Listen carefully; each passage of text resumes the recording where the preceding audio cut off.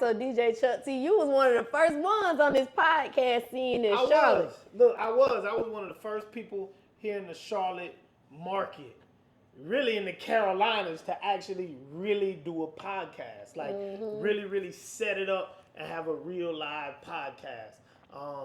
And to be honest with you, it's a funny story because the baby is the one who hit me and said, "Bro, you need to do a podcast."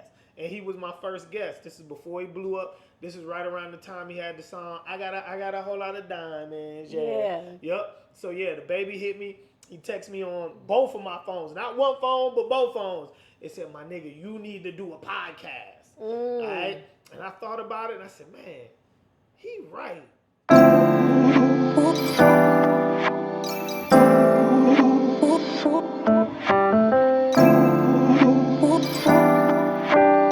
What's up, y'all? It's your girl, Goddess7, and this is Cuzn Tea Podcast, where we talking to minority entrepreneurs. We talk to creators of all genres. We also talk about all the hot topics and whatever the fuck else come to our mind.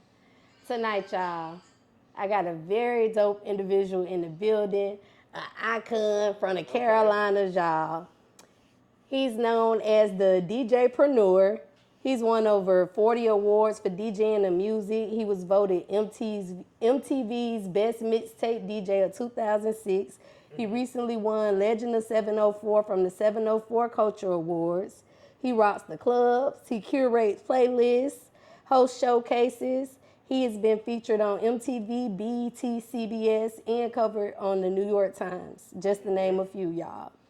He does reviews for music. You got a lot going on. A lot going on, man. A lot. Look, he do reviews for music Cuzn. He's the owner of the Foundation of Music, where he provides music business consultations. He's also representing the Carolinas to the fullest, and he always supporting the artists, y'all. DJ Chuck T in the building with your favorite cousin. I appreciate you having me. Thank you for coming tonight, Chuck T. Look, whatever you need from me, I got you. Thank you. Now, are you originally from Charlotte? No, I'm from Charleston, South Carolina. Oh. Yep, that's what Chuck T stands for, Chuck Turn. Oh, you answered one of my questions because I wanted to know that. Okay. I didn't even know they call it Chuck Town. Chuck Town, Charleston, South Carolina. I've been here in Charlotte roughly about 15, 16 years now. I've been here a while. Yep.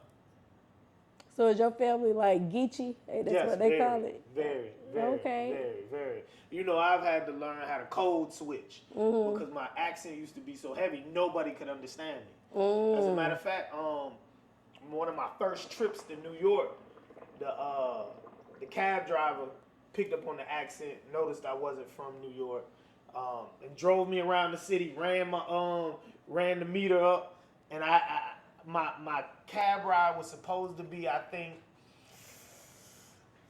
$14, $15, and it was probably about $30. And the young lady I was going to go see, she was like, "Man, where you at? I've been waiting on you to get here for the last 45 minutes. I said, "Man, I'm in the back of the cab." So she said, "Well, how long you been in the cab?" I said, "Shit, about 30, 45 minutes. So she was like, "Well, what's around you?" And I'm telling her the name of the streets and the buildings. She said, "You all the way on the other side of town. Did you tell them where to take you?" I said, "Yeah, I told them where to take me." So I'm yelling at the cab driver like, "Man, you taking me on 49th and 2nd? Is that what you Yes, I take you on 49th and 2nd. You go. She said, "Did you go over such and such bridge?" I said, "Nah, I ain't go over no bridges yet." So finally she was like, "Yo, did he ask you where you was from?" I said, "No, not really. You know, he just asked me what type of accent I had. You know, he's like, 'Oh, I can't pick up your accent. Where your accent from?'" And so she was like, oh my God, he knows you're not from the city. You know what I'm saying? Like, he driving you around. Right. You know, so yeah, tell him, stop you right there, let you out, you get in another cab, and tell him exactly where you're going. You know what I'm saying? Don't tell him where you from. If they try to have small talk with you, cut it off. You know what I'm saying? So yeah, they got me. So I knew at that point, you know, I got to start, you know, learning how to tone down the Geechee, you know? Right. Yep. Now, is like the Black history culture like deep in Charleston? Because I know that's where like some of the slaves got off. That's actually where over 43% of the slaves that entered into the United States came in from. So yeah, it's very, very, very deep. I tell people, you know, our first field trips, whenever we in kindergarten, first grade, second grade, are to plantations. You know, so we learn about the culture very, very early. We learn about our roots very, very early. We learn about our African roots. We learn about, you know, slavery. We learn about the Revolutionary War, the Civil War, you know, the old school way of life. We learn about that super duper early. Okay. Yep. Now, David Thrower, I know that was on one of your pages, your business page. That's your real name? Yep. Oh, that's my real okay. name. Yep. Okay. Yep. Yeah, you know, some people, they don't like having their real name out there. You know, I don't mind because, you know what I'm saying, I ain't no snitch. I ain't got no paperwork on me. You know what I'm saying? I don't mind people knowing my real name. I ain't running, I ain't hiding. Right. You know? Okay. You know, plus at some point, you know, you got to start making that transition from being DJ Chuck T to being David Thrower. The same way you got Curtis 50 Cent Jackson. You know, I got to start doing the same. Yeah, you know? I think that was a good move, especially because it was affiliated with your business plan. Of course. So, Yep. Okay, so you got into the game when you was 19. Did music resonate with you like as a kid growing up? Always. You know, music was very, very big in my household. You know, my mom was a choir director in the church. So me and all my siblings, we all sang in the choir. My pops, he was really, really big into music. He was always playing the old school music, the Al Green, the Sam and Dave, the Anita Baker. You know what I'm saying? I always had it blasting. We would go on road trips and he would blast it the whole 4-5 hours. Whenever we would go I love see his Anita family in Baker. Georgia. Yeah, I love Anita Baker too. You know what I'm saying? The Marvin Gaye, the Teddy Pendergrass. So it was always, you know, a part of just me and my lifestyle. It was always big in our household, the gospel music, then the R&B music. And, you know, it just has always been ingrained in me. So I guess it was almost natural that at some point I got involved in the music industry. Okay, so you started at 19, and at this point, now you've been in the game for over 20 years. Yeah. Like when you first started out as an artist, like what did that process look like for you, like your startup process? Man, so as a rapper back in those days, you know, in the 1900s, in the late 1900s. That sounds crazy saying that, right? I know, right? In the late 1900s, whenever I was rapping, you had to actually be authentic. You know what I'm saying? That was the time in rap where whatever you rapped about, you had to be living. There wasn't none of this whole, you know, I'm sliding on the ops and you ain't never killed nobody. Right. You know, I'm riding in a Maybach and you ain't got no Maybach. You know, everything was authentic. Whatever you said you sold, you had to be selling it. Whatever you say you drove, you had to be driving it. And then we didn't have like small home studios. You know, you had to go record in a real studio. You had to actually have some real money to record, right? You had to know what you were doing in order to record. So it wasn't like how it is now where you can, you know, throw a rock in the air and it come down and hit a rapper. You know? And back in those days, there was very few of us. You had to be serious. There wasn't no experimentation. Equipment was sky high. Studio time was sky high.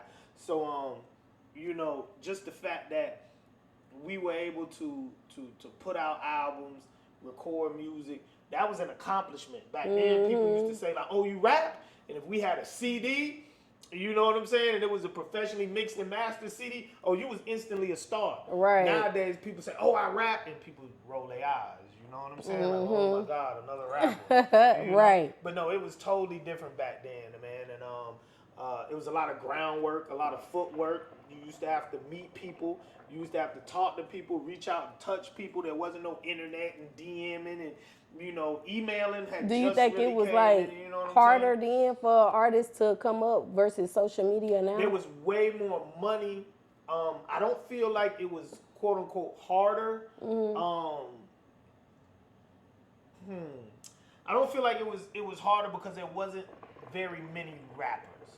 Nowadays, even though I can pick up my phone and I can do everything straight from my phone, you know, I'm in competition with millions of other people who are rapping. Back then, I could go to the mall, I could pop my trunk, and people were gonna buy my CDs because it was like, oh shit, it's a real rapper. Right. Yeah. You know, like there was that star power, so niggas used to spend that $10, $15 on CDs easy. Nowadays, it's hard to get people to even stream your music, and that shit free. You know what I'm saying? Yeah. Like I feel like it's harder now. There was more money back then. Alright, I feel like it was definitely easier, but I feel like it's so much harder now because you gotta cheat the algorithms, you gotta beat the algorithms, you gotta figure it out. You gotta constantly Yeah, post. yeah, you gotta create content. You gotta like there's so much. There's it's cheaper, so it's not as easy because anybody can do it. Right. You know what I'm saying? Like back in the day, shit, you had to book studio time. You had to go in like. How like much the was studio time back then? Man, studio time was easily like $65, $70 an hour. Okay. You know what I'm saying? You may get lucky and get a special, for maybe a 45. Like as I started exiting out the game, people started being able to record in their closets and things like that. You didn't have to really go to a real studio. But yeah, all of that $20 an hour, $25 an hour, taking $2,500 and being able to buy a whole recording setup, you can do that. You know what I'm saying? $2,500 would buy you one piece of equipment. That would just buy you the beat machine. You couldn't even record. Right. That would buy you an MPC 2000 XL. Now they doing it with the iPhone. Exactly. Now they're making beats on the iPhone, recording on BandLab. So, it's a whole lot harder now, in my opinion. I feel like artists have it a whole lot harder now. You have to be, more than just an artist. You have to be more than just a rapper or a singer. So how long were you an artist for before you became a DJ? Maybe like 4 or 5 years. It wasn't long. I just got to the point in my music career where like I wasn't being authentic, and I couldn't handle not being authentic. Like I said earlier, people nowadays, they get on these records, they lie. They lie from start to finish. You know what I'm saying? Whole song just be a lie. But like I said back then, you had to be authentic. So if you weren't authentic, people would pull your card. People would test you. People would expose you. Nowadays, everybody lying, so everybody gets. So it don't matter. Exactly, it don't matter. And then when I started to get out the game, it was the Cash Money era. So everything was about bling bling, jewelry, diamonds, Hummers, Benzes. People had mansions and Panthers and helicopters and all that other crazy stuff. And nobody wanted to hear about the struggle rap. You know what I'm saying? If I was rapping now, I would be multi-platinum. Right. You know what I'm saying? Because it was more about the struggle rap for you? Yeah, man. Because I real was life struggling. situations. Okay. I was doing my thing in the streets, but I didn't have no bricks. You know what I'm saying? But I was on records saying I had bricks. Right. You know what I'm saying? I was on records saying that, I was smashing models and I was just really smashing some ghetto hood rap. You know what I'm saying? But nobody wanted to hear that. Right. But nowadays, people, that struggle rap is where it's at. You know what I'm saying? The raw waves and the, I'm fucked up, I'm down bad, I'm down on my ass, I'm lonely, I'm broke, people be feeling that type of music. Right. Back then, nobody wanted to hear that. Yeah. If you wasn't talking about some luxurious shit, nobody wanted to hear. Right. Not in the South. As a consumer now, for me, like, I look for music that I can more resonate with. Like, exactly. Like you said, if you tell me I'm driving a Hummer and you ain't, that's crazy. You can't be at your show looking like you ain't driving a Hummer and you talking about you driving a Hummer. For real. Like, yeah. Nah, for real. So, can you give the cousins that's watching, let's say they're in the beginning stages of becoming a DJ, can you give them some tips about how to book great events as far as their marketing, like how to market themselves to a dope event or one of the hottest clubs? So, I said this in an interview I did earlier today. You have to become the star, all right? You have to become the person in the forefront. A lot of DJs are used to playing the background, all right? You have to brand yourself like you are an artist, like you are the main attraction. You can't be out here timid, not doing interviews, not taking pictures. You can't do that. That's not the way you get to be a quote-unquote superstar DJ or celebrity DJ, or even just being able to DJ full-time. So many people nowadays have put the DJ in the background, that it's hard to actually become a big name as a DJ unless you attach yourself to an artist. When I came up, the DJ was a part of the group. You know what I'm saying? The DJ was not just a nigga in the background playing music. You know, and in a lot of cases, the DJ was the first name that was mentioned.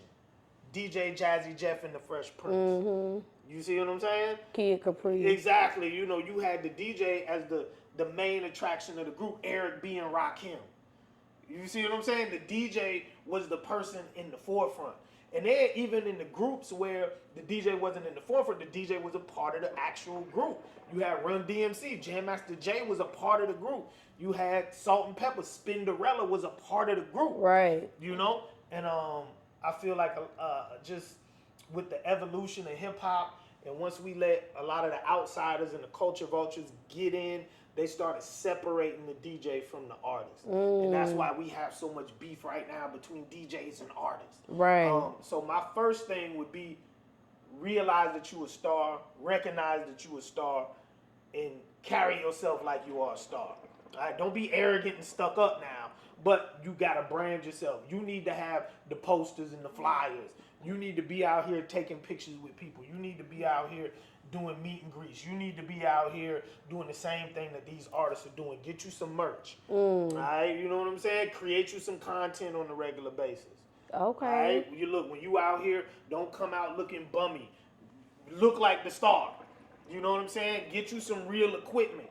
You know what I'm saying? Don't be out here with that little bullshit ass goddamn DJ controller. You know what I'm saying? Get you a big boy laptop. Get you a big boy DJ controller. Okay. What about software? What, in your opinion, what software would you recommend? Everybody pretty much uses the same, and that's Serato DJ or Scratch Live. You know, they have other things like Tractor and Virtual DJ, but for the most part, the industry standard is Serato. But what I will say is, you know, make sure your business is on point. Make sure you get them deposits. All right. Make sure that the club has great sound system, because the DJ gets blamed for everything. If the mics are fucked up, it may be the club's mics, but people gonna turn around and be like, DJ, what the fuck is up? Kill with the mics? DJ. You know what I'm saying? The speakers are fucked up in the club. Everybody, goddamn DJ, with the so you gotta start moving like the artists move. These artists, they'll have somebody get to the club early. Hey, they have a list of things that the artist needs. Hey, the artist got to have 2 mics. They got to be Shure mics. You know, we need X amount of speakers. We need X amount of speakers on stage. They need to be these types of speakers. We need to have this here and that here. And we need to make sure that we got the lights right. And we need so as a DJ, you need to do the same thing. When these clubs call and book you, hey, what type of speakers y'all got in the club and how many speakers do y'all have? You dropping some gems on the DJ. If they don't have if they got some bullshit, you need to tell them I'm not going to do it. You know what I'm saying? Or me, I have invested in speakers and amps and all that other stuff. So if I talk to a club owner and they not talking right, hey, I can bring my own. It's going to be an extra fee. You know what I'm saying? But yeah, I'm not DJing on that bullshit you got. Now let's say if they also in their beginning stages again, and right now they battling with making a decision on, do I want to be the DJ that just play the music, or do I want to be the DJ that's talking to the crowd too? What's your thoughts on that? You got to do both. You got to do both. I don't need no host. Old school DJs, us DJs who are really into the culture and of the culture, we don't need no host. You know what I'm saying? A host really gotta play by all rules. If a club has a host or a promoter wants to get on the mic, you gotta play by my rules. But you can't just get up there and not talk. You gotta amp the crowd up. You gotta be the full package. Right. That's what separates the DJs who make $250 a night from the DJs who make $2,500 a night. You know what I'm saying? Create an experience. Like I said, market yourself like an artist. That's what we tell the artists all the time. Oh, you gotta create an experience. You know what I'm saying? You gotta make your fan base rock with you. As a DJ, you gotta do the same thing. Create an experience. Get on that mic. Hype up the music. Hype up them records whenever you breaking new records. You know. Right. And another thing, I would say to a lot of the new DJs, focus on music history. Focus on your song selection. Focus on your music library. And then focus on the skills. Focus on the scratching and the blending and all that. Nowadays, you gotta know what to play. All right? If I'm looking at that crowd and I see everybody is 50 years old, you know, I'm not playing Sexy Red. You can't be one-dimensional. And a new song coming out every day. Exactly. You know what I'm saying? So you got to be on point with your music selection. Know how to read the crowd. Know what type of event I'm DJing. If I'm DJing for the little youngins, yeah, I'm going to have tons of Sexy Red. If I'm DJing for 40s and ups, then I know I got to have Kaya and Trina. Okay, yeah. You know, you can't just get in there and be like, oh, well, you know, I mean, shit, they booked me, so they gotta deal with what I play. You know what I'm saying? Like, if I get in the club and it's a bunch of New York niggas in there, shit, I'm just not about to be playing NBA Youngboy all night. You know, I'm not just about to be playing Raw Wave all night. Exactly, I'm about to go into my Pop Smoke set, my 5EO Forum. Okay. You know what I'm saying? But if it's the old school New York niggas, I know I gotta do Jay, I gotta do Big, I gotta drop some 50, I gotta drop some Dipset. I gotta drop some MOP. I gotta do some Nas. You know, if I look around and I see it's a bunch of West Coast niggas in the building, then I know, boom, I gotta run and do my Nipsey Hustle. You know what I'm saying? I gotta do my West Coast set. Right. So you gotta have the music knowledge. Pay attention to the crowd. Learn how to read the crowd. Okay. You know, you can do some basic transitions. As long as the transitions are smooth, people gonna rock with you. But that music gotta be on point. Okay, you just taught me a lot. Yeah, man. But it's true. It's true. You got to read your crowd. Got to know how to read the crowd. Okay, so earlier you said back in the days, like the equipment would cost like $2,500. In today's time, how much would you recommend that the cousins starting off in DJ should set aside to invest in everything they're gonna need? A good DJ controller gonna run you between $1,000 and $2,000. A really, really good one. You can probably get a good one used for probably about $500-$600. You may be able to catch something slipping at a pawn shop or go on Guitar Center and get something good and get something used for, you know, a little $600-$700. You know, or as they have the new controllers coming out, you know, the model, the previous model may go on sale. You gonna need 2 bands just out the gate. You know, just to get a good laptop. A good laptop gonna run you a band, and a good DJ controller gonna run you a band. What's your favorite part about being a DJ? Controlling the crowd, making people happy, controlling the mood. You know what I'm saying? Making people smile, making people turn up. You know what I'm saying? Or I DJ'd a candlelight vigil for somebody. You know, being able to make people cry. You know, being able to make people feel. You know, that's the best part about me, being able to control people's emotions. What kind of songs you played at that event? Man, I played Master P, I Miss My Homies. I played Bone, you know what I'm saying, Crossroads. Yeah. You know what I'm saying? Okay. Stuff to make them cry. You know what I'm saying? Stuff to make them feel. You know? Okay. You can tell you got over 20 years of experience. Yeah, just man, the advice that you giving them. Yeah. Look, play that raw wave, you know what I'm saying? That raw wave, they love that raw wave. They was all in, they singing the raw wave like they was raw wave. You know?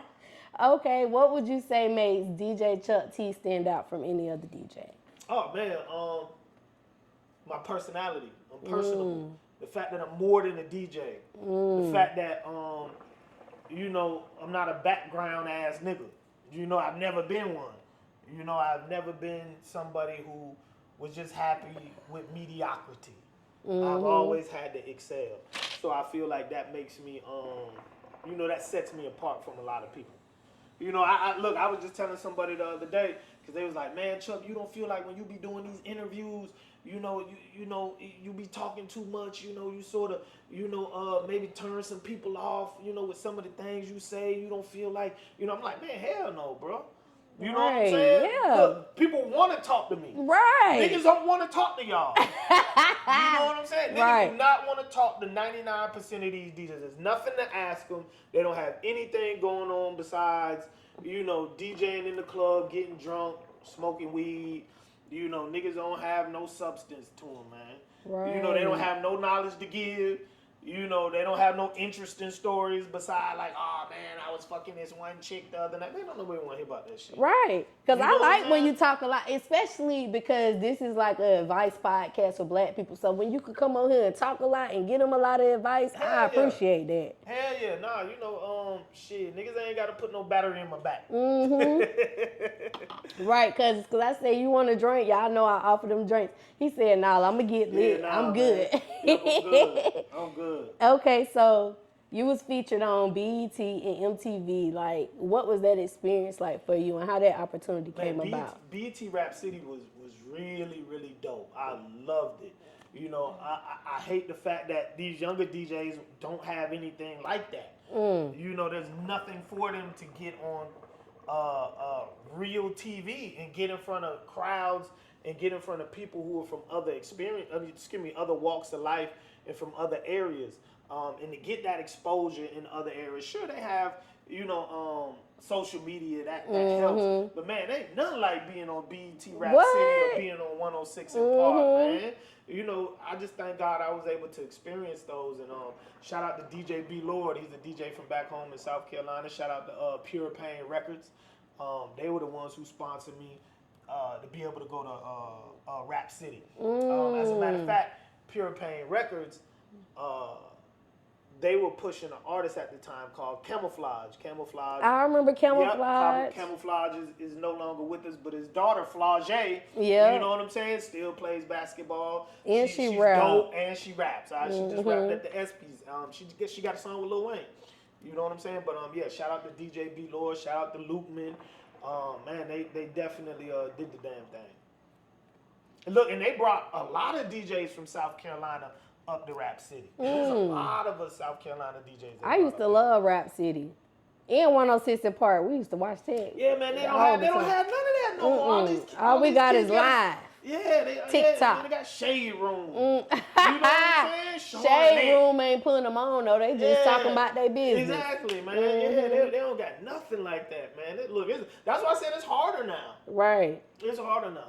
So, Chuck T, you got a lot of awards. You done won over 40 awards. Yes, do you have like a special room in your house for all these awards? Man, I'm going to have to build a trophy case or some type of fixture in the crib because I have 2 trophy shelves and I have trophies on top of trophies. Trophies around trophies. Look, I got trophies in the living room that don't fit on the shelves anymore. I got trophies in my office. I got 2 trophies laying in my bedroom. I got trophies everywhere. I got to do something with them. You know what I'm saying? Yeah, because that's a lot. Yeah, man, I got a lot. I got trophies back home in Charleston at my mom's house. I got awards I got awards still inside the boxes. They laying all over the crib. But you know, I may have more than 40 awards. I don't even know at this point. I've lost count. But every award means something to me, though. I would definitely say that every award means something. I value every award I've won, every award that and every nomination. So one thing I tell a lot of people is, sure, I've won 40 awards. That's an amazing number. It's a great number. I have awards named after me, but I've had easily 300 nominations. Easily 300 nominations. So, you know, like I tell them, you know, yeah, I won a lot, but I've lost more. You know what I'm saying? I've lost more. I was having a conversation with somebody before I came here, and we were talking about my awards, and I was like, man, you know, it felt good when you know, because he asked me about how does it feel to still be winning awards.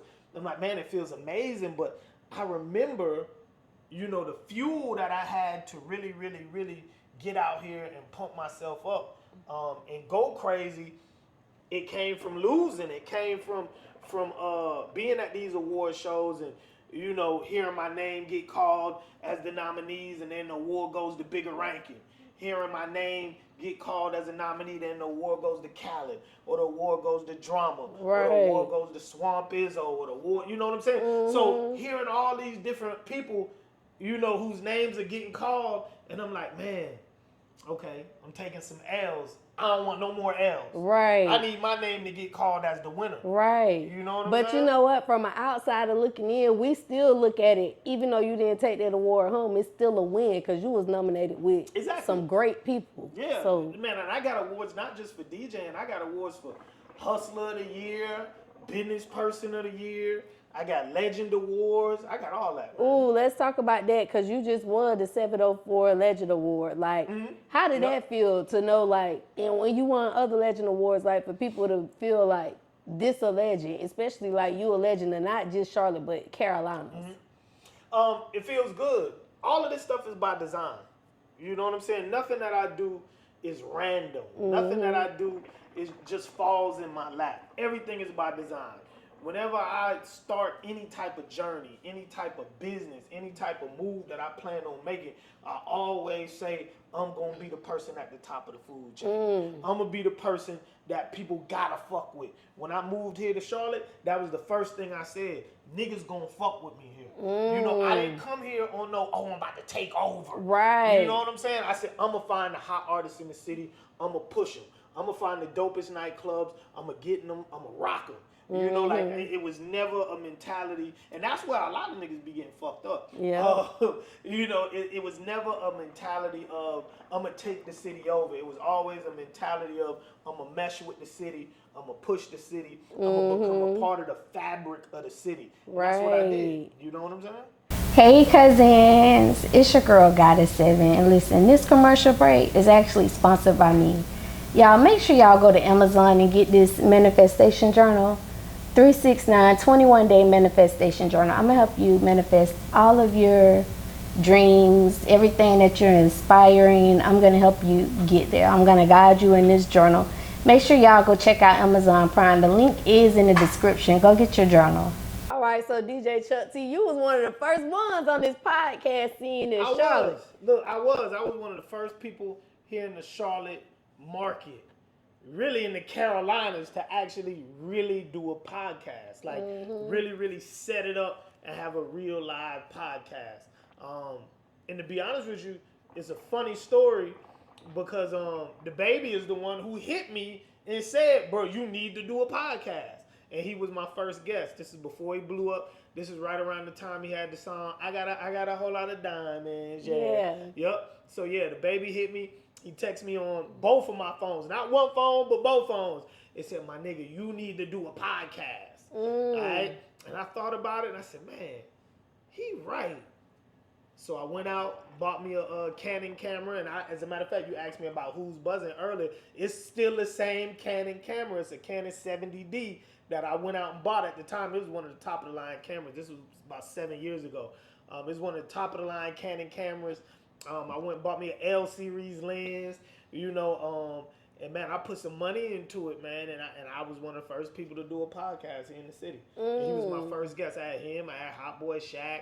I had quite a few Charlotte heavy hitters. Mr. 704, right around the time he had just started the Real Side Chicks of Charlotte. Okay. You know what I'm I used to like the Real Side Chicks of Charlotte. So yeah. Man, I've been putting on for the city. Okay. These niggas be hating, talking about, oh, Chuck T don't put on for the city. Chuck T putting on, baby. Man, these niggas is brand new. These niggas don't be outside. Right. You know what I'm saying? I was outside before it was a thing to be outside. Yep. So look, what about the cousins who looking to do podcasts?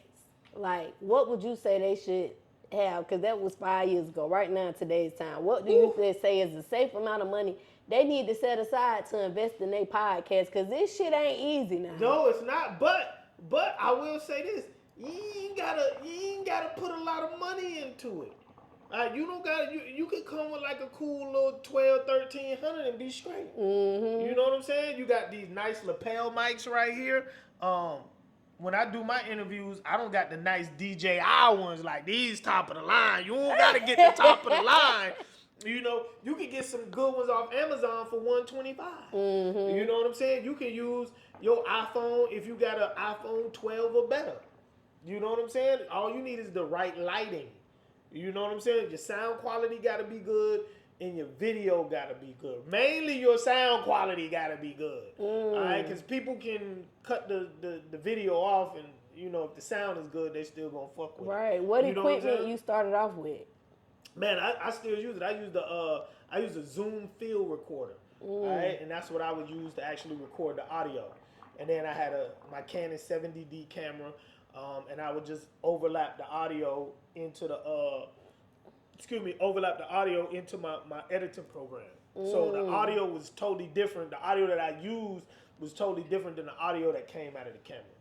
Now, when you were doing your editing, did it like automatically line it up evenly, or you had to do it? I had to do it myself. But one thing people don't know is when we see people with when they doing these full length movies, it's the same thing. But that's why they have the clappers. You know what I'm saying? When people say, "Oh, this is such and such, take one," and boom, they hit the little thing. You hit a clap. I used to do the same thing with my podcast. I used to clap, and that's what I would use to line up the audio with the video. Okay. Yep. So that's the same thing. That's what they use. They line it up. Okay. Now, the baby was your first interview of your podcast. Yep, This is definitely big. Like, did y'all already have how you connected with him? We already had a relationship. He used to perform at my showcases. He used to come in the club and pay me to spin his records. So we definitely already had built a rapport. It wasn't anything, that was out the blue. I already knew him. He was working, man.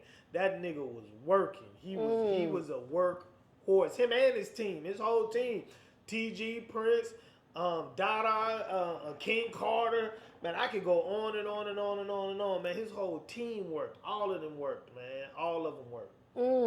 Now, you also do the Reverb music review. Yep, Can you Reverb, tell the cousins a little bit about that? So, so many people, so many artists fail because they don't have anybody who's credible to tell them what they're doing right or what they're doing wrong with their music. Most artists are literally just out here doing trial and error. You know what I'm saying? They ain't got no OGs to be like, yeah, bro, this song sucks. No, use this song. Yeah, no, you should probably change up the hook on this song. Yeah, the quality sucks. Don't do that. All right, you sound too much like Rod Wave and Roddy Ricch. Don't use that record. You sound like NBA Youngboy. Don't do that. Switch up your style. Switch up your tone. No, they don't have anybody to coach them. You know, by the time people get to that level and they're working with these multi-platinum producers and all that other stuff, you know, they done already tried and failed and invested and wasted thousands of dollars, hundreds of thousands of dollars, maybe even lost record deals before they get to that point. So because I used to have so many people in my hometown and so many people who were close to me have me listen to their music because they know I would give them the real. People used to always say, man, Chuck, I want you to listen to my shit because I know you're going to give me the real deal. I need that constructive criticism. I want to be successful. I don't want to be local forever, bro. Tell me what the fuck I'm doing wrong, my nigga. It just got to the point where, you know, I started off with 3 or 4 of my homies who I was really fucking with as far as artists. Then it grew, and then it was more people, and it was more people, and it was more people. Then I saw my homie TJ Chapman from TJ's DJs. He actually manages Track Beckham, B.O.B. But he used to have a record pool. He was like a plug with the DJs down in Florida between the DJs and the artists. I saw him doing it online during the pandemic. I said, oh, damn. So he doing the same thing I'm doing, but he doing it online during the pandemic. And he got people sending him money? I was just doing it for the love. Right. Okay, people sending bruh paper? Oh, man. So I hit TJ up, and I did, and I said, man, bro, I don't want to step on your toes. How you feel if I do it as well? You know what I'm saying? And TJ is the type, even if he felt like I was stepping on his toes, he wouldn't tell me because he ain't no hater. You know what I'm saying? He an older fella anyway. So, you know, man, go ahead, Chuck, you know what I mean, whatever. And he told me, cool, but I still didn't do it at the time. And then I noticed he stopped. You know, once the pandemic started coming to an end and he started running around with his artists again, he stopped. So that's when I hopped in. I said, okay, I'm really not about to step on my homie toes, so I'm about to do it now. And then, man, it started off just as, you know, I wouldn't say some bullshit because I'll never do anything half-assed or do that some bullshit. But it just started off as a hobby. And then from there, the artists started depending on me for this shit. I started having artists DMing me, bro, when the next time you going live, boy, I got some records. Boy, I need your advice, Chuck. I need your advice. Well, I need you to tell me what's up. Then I have people sending me 20, 30 songs and saying, hey, bro, I need you to help me pick songs for my album. I'm about to send you 20 songs. Man, narrow it down to 13 for me. God damn. Okay. All right. Then I had people, booking meetings with me. People start shooting me bread to review their music. I said, okay, this is a business now. Right. All right, this is a business. I'm getting paper off this shit. Right? And from there, if it ain't broke, I ain't trying to fix it. Right. If it's paying the bills, I'm going to keep doing it. If it's paying the bills, Lord knows I will. Yeah, exactly. Yep. Yeah. Okay. So look, if they wanted Chuck T to review their music, how much they looking at spending? Well, I do the music reviews online for free. Okay. So if you catch me online, it's free. All you got to do is pay for the skip line, because I go live on 3 different platforms. So I go live on Facebook, Instagram, and TikTok. And I typically go live every Monday, Wednesday, and Friday at 6 p.m. But it's to the point now where I typically go live every day. You know what I'm saying? I have enough artists from across the country who hit me up to where I go live every day. Right? And from there, the skip line really just becomes the line, because the skip line is only $15. But then everybody pays for the skip line, because if I'm on Instagram and I got 25 people watching, then I'm on TikTok and I got 60 people watching, and then I'm on Facebook and I got like another 7, 8 people watching, because Facebook be hating on me, man. Facebook, man, fuck Facebook. Facebook be hating on me, man. Ain't no way I got 5,000 friends and then another 7,000 people following me, and I only got 7 people watching. Y'all hate.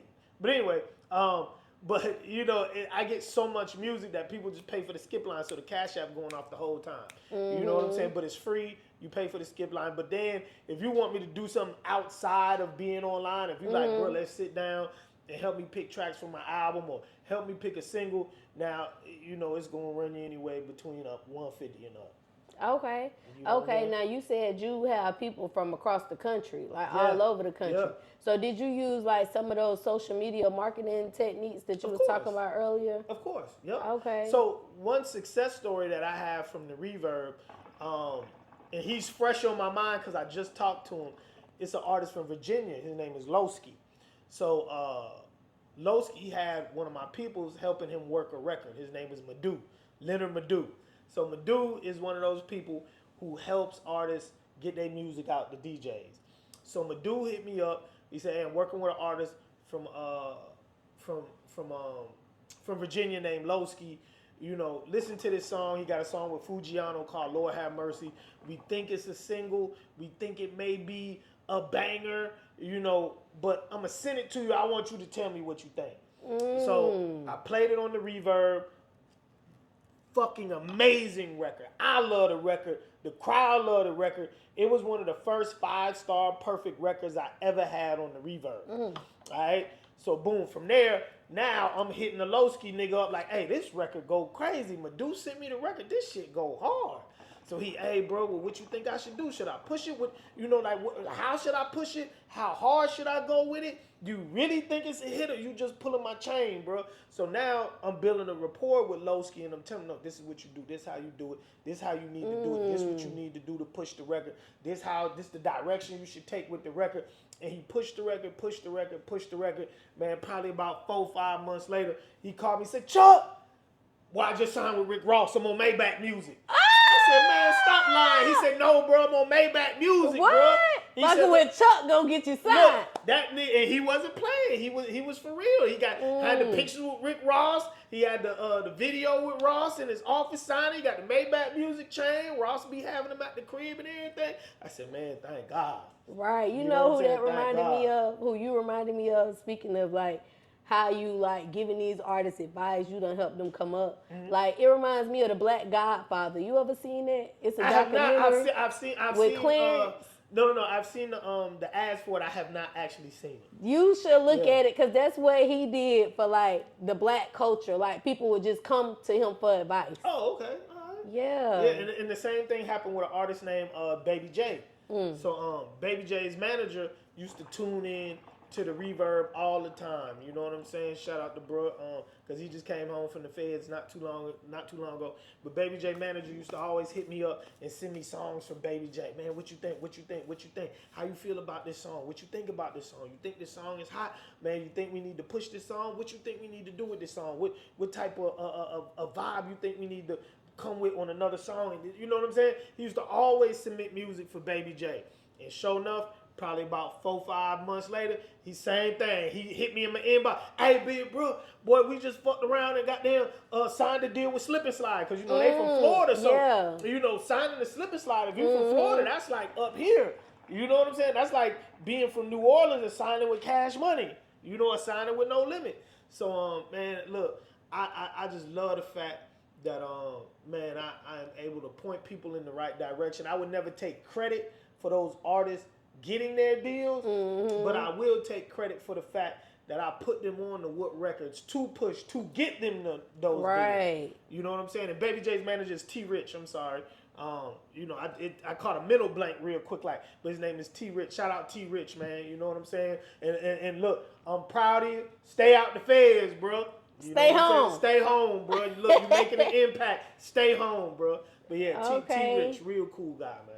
Okay, so being that you're a music reviewer, would you say that every artist is a great artist? And I asked you that because I interviewed somebody before, and I asked them what makes an artist a great artist. They said, I think every artist is a great artist. What's your thoughts on that?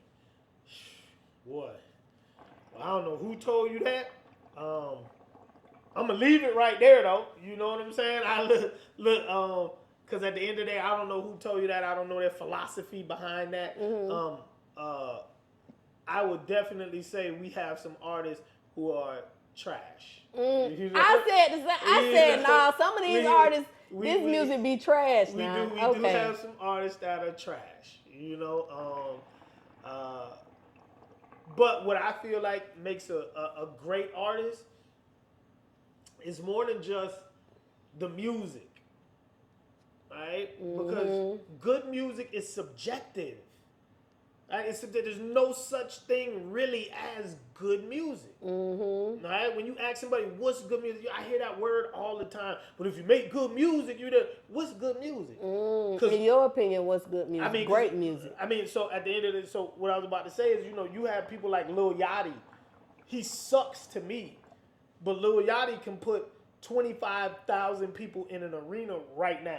Right. So who am I to say that he's not a great artist or he sucks? When I'm one person saying you suck, but you can put 25,000 people in that room that will chant your shit word for word. Right. Same thing with Playboy Cardi.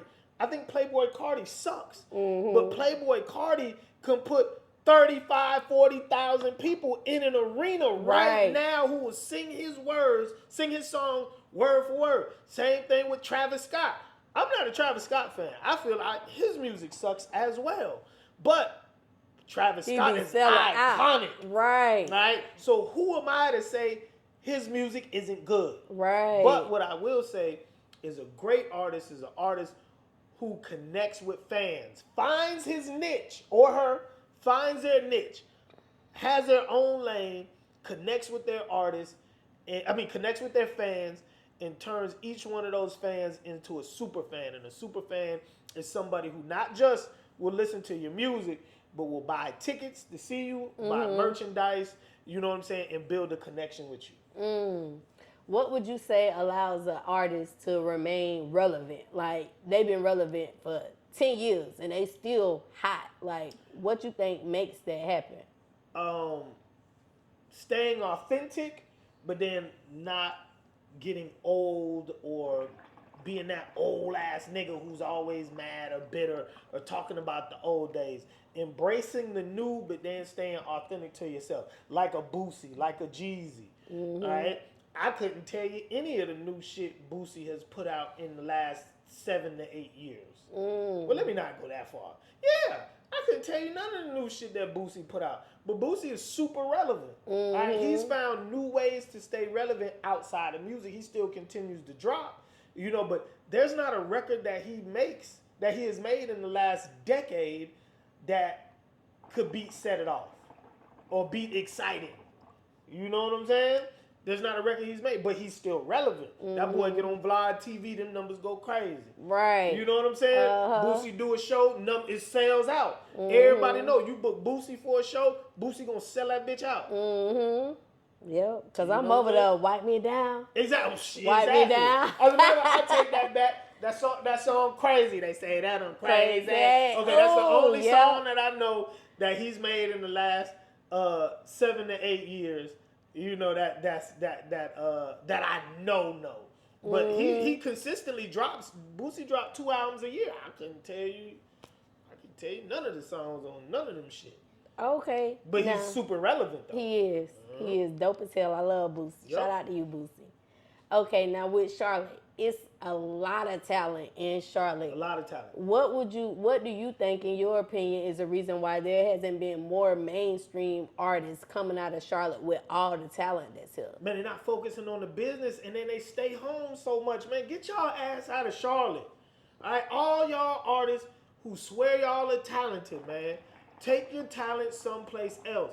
Don't be comfortable being that nigga on the west side, that nigga on the south side, that nigga on the east side, that nigga on the north side. Y'all get so comfortable being that nigga that when you go to Greensboro and nobody know you, now you ain't never going back to Greensboro. Because now you feel like a local artist. Nobody's saying your music. Nobody's chanting your music. Nobody's jamming you. Nobody's bumping you. The crowd is just standing there looking at you when you performing like, who the fuck is this nigga? So they say, yeah, I'm not doing this shit again. I'm going back to Charlotte where I can perform and niggas gonna fuck with me. You know what I'm saying? And that's the hardest part of just music in general. You know, pushing music, being an artist, going to markets where nobody knows you and you gotta start all over again. Right? I tell people I do it all the time. You know what I'm saying? But there's cheat codes to it. Like find an artist in Greensboro, find an artist in Greenville, find an artist in Charleston, find an artist in Wilmington, find an artist in Raleigh, find an artist in Columbia who's popping. And mesh with them. I collaborate with them. Get them niggas to open you up to their fan base, and you do the same for them here in Charlotte. All right, get them people. Don't just do 1 or 2 songs with them, man. Y'all put out a joint album together. Y'all put together a tour, man. Go down to Columbia, or go down to Charlotte, or go down to Charleston, go down to Charleston, go down to Raleigh, man, and kick it with them niggas in their hood, man. Find out who the local promoters are, man. Find out who the DJs are. Get that crowd warmed up to you. You know what I'm saying? So that you're not a stranger no more. All right. One thing about me, I never was satisfied being local. All right. That's why no matter where you go in the Carolinas, people gonna say Chuck T is a legend. Right. Everybody know Chuck T. Even if they don't know me personally, niggas are like, yeah, I heard of bro. You know, even the little niggas, we call them the Quando Rondos, because they all of them look like Quando Rondo with the tight ass jeans on, with their butt hanging out, with the motherfucking Pooh Shiesty mask on. We call them even the Quando Rondos know me. You know what I'm saying? Or know of me. You know, you gotta make sure that you are not satisfied being local, man. I used to burn the fucking road up. You know what I'm saying? People be like, oh, I love the road. No, you don't love the fucking road. You love the internet. Right. I love the road. You know what I'm saying? I used to love that road. I would drive to Charlotte, drive to Charleston. From Charleston, I would drive to Charlotte. I drive to Columbia. I drive to Wilmington. I drive to Raleigh. I drive to Greenville, North Carolina, Greenville, South Carolina. And then I hit all the small country towns, Aiken, Henderson. You know what I'm saying? Got them Darlington, Sanford. I ain't never heard of Darlington. Yeah, man, Sanford. You know what I'm saying, man? I'm in the traps, man. I'm in Liberty, North Carolina. I was in the hoods. I'm in Rockingham. I'm at all of the car shows and the racetracks. Man, I used to burn 1,000 CDs, 1,000 of my mixtapes, and I would just go, man. I just go. I just post up. I go somewhere, just post up. I go to the malls. Hey, where people be buying their CDs from, bro? Oh yeah, we got 1 or 2 stores in the mall. That's how I took over Charlotte so quick when it came to the mixtapes, because there was other DJs here making mixtapes whenever I got here. But when I got here, I went straight to the mall. You know what I'm saying? And I seen they had Easy Records in East Lamar. You know, and I go in Easy Records, boom, I sell them some CDs. Then I would just catch random niggas walking around the mall. Hey, bro, I'm a DJ. Boy, I got some mixtapes. Man, tell me where you be getting your music from.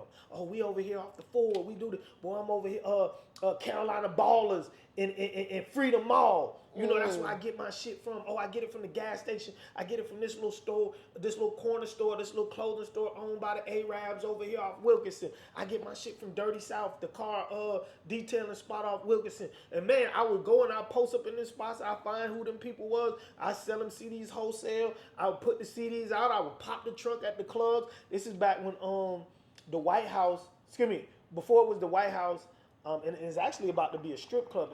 I think it's gonna be called Tease, but it was called 8-Track. Right? It used to be called 8-Track over there on Wilkinson.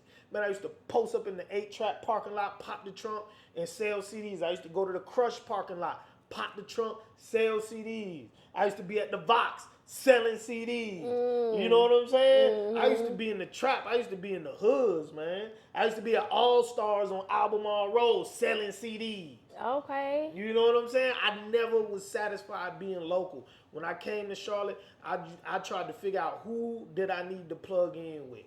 All right, fuck all that local shit. Who I got to plug in with. I'm not just trying to be the man in Charleston. But that's the problem with so many artists here in Charlotte. You start telling them niggas to move around, and boy, shit, they just break down right there. It's a wrap. Okay. So usually when I interview artists, I'll ask them, do they want to remain independent or do they want to get signed? With all the knowledge you have, like when it comes to music industry, you teaching people about this, like, what's your thoughts about being independent or getting signed? What do you think is the best option that's going to be more profitable for them? It depends on the artist and their work ethic. If you can do it yourself, if you are good at delegating duties, if you don't need nobody to tell you what to do, if you wake up in the morning and you self-motivated, you can stay independent. If you can hire a staff, if you know how to manage your money good, if you have people on your staff, or if you yourself are a people person, you're good at communicating, stay independent. All right? But if you somebody where a nigga gotta wake you up in the morning, or, you know, a nigga gotta pay for your studio time, you know, you don't really got a personality, you know, because you get some people that be like, oh, bro, I'm a real street nigga. I don't really do all that talking big, bro. I don't do that. Yeah, you need a label. You need people who are going to do that work for you. All right? You bad with your money, you need the label, the hold on to your money and pay people as they see fit. Don't do it yourself. So it really just depends on what type of artist you are. And there's nothing wrong with either type of artist. Some people know their limitations. Right. I know my limitations. I know if a nigga give me $1 million, you know my family gonna run through that shit. Right. Everybody gonna have their hand out. Mama got her hand out. Daddy got his hand out. So it's better for them to go with a label. Exactly. I'm gonna go with a label because I'm gonna blow that fucking money. Okay. You know what I'm saying? I ain't never had shit. My parents never taught me financial literacy. I know I'm gonna blow that $1 million. So never let the label handle it. Or I know I don't like talking to people. I know if I go to a DJ, I ask a DJ to play my record, and he don't play it right then, I know I'm liable to be like, man, fuck you. All right, so I know I can't do that. So I know I gotta get with a label because the label has somebody on staff who's gonna go talk to the DJ. If the DJ don't play the record, then they'll come back another time, or they'll come back another time, or maybe they'll throw them some money. You know what I'm saying? Okay. You gotta if you are not capable of wearing multiple hats and hiring people and delegating people to wear multiple hats, then get you a label. But if you can do it yourself, stay independent. Stay independent. Okay. Now, you recently made a video, and in the video, it was like to artists, entrepreneurs, like anybody that's just in the industry. Now, in the video, you said, get you something you can do that only requires your hustle, your grind, your work ethic, and your mind power. Can you talk to the cousins about the importance of that? So, that particular video is geared toward people who are more so on the business side and handle business for creatives. All right? I know people who have literally lost their houses, lost their cars, couldn't pay their bills because the artists that they were managing, the artists that they were working with, you know, the artists that they were sort of, you know, depending on to bring the money in, just up one day and said, I don't want to rap no more. Or they got locked up. You know what I'm saying? So now you fucked up. So I always tell people, if your income is dependent upon what another nigga do, you need to have something that is only dependent upon you. As a DJ, my money is dependent upon artists. Artists making hits. You see what I'm saying? Everything that I do is dependent upon an artist or a label doing something for me, or providing me with the product that I need in order to make the money.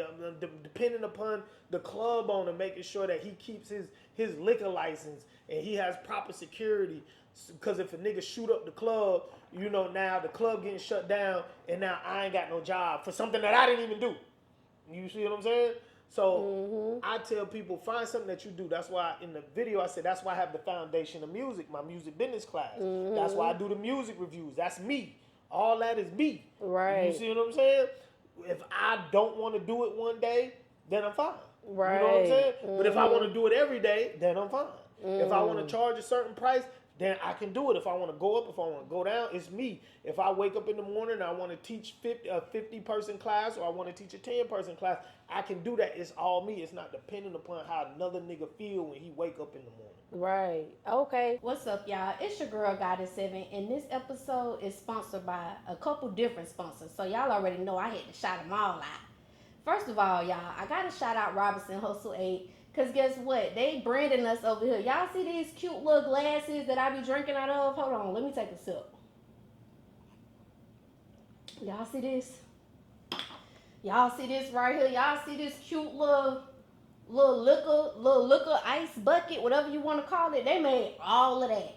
So if you're looking for some custom shit, make sure y'all go shop with Robinson Hustle 8. They customize all your needs. I can't forget about Q3 Designs and Things. They're also a sponsor of Cuz's Tea Podcast, and they're a branding company for us. They made us these cute little shirts, y'all. Y'all like this shit? Y'all see this? Look, you need some custom shit for your business. Go shop with Q3 Designs and Things, because they're going to get y'all right. They're going to get y'all everything that y'all need. I also cannot forget about Geminiih Hookah, because they keep me smoking good on every motherfucking episode, y'all. Y'all see this hookah? They sponsored that for us. They did some other sponsorship, but most importantly, y'all, they got them hookahs, and y'all know I love hookahs. Look, y'all, hold on.